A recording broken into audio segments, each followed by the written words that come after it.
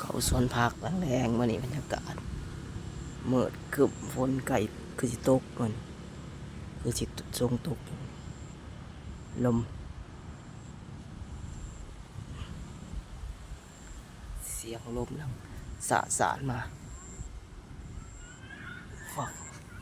เขามาสวนผักปวดก็หัวสิไข่จนปีวันแหว่งเนาะพี่น้องนะเมื่อนี่มันคือสิตกอยู่ฝ่าเมิดคึม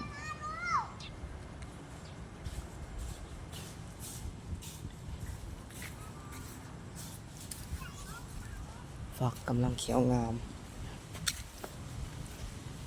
ลมเก็บพัก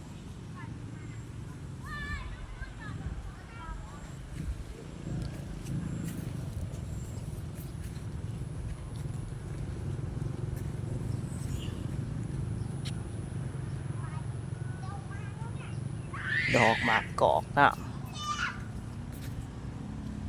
หักให้เห็นดอกปลูกมาตั้ง3-4 ปีหักเห็นออกดอกหมากกอกน้ำ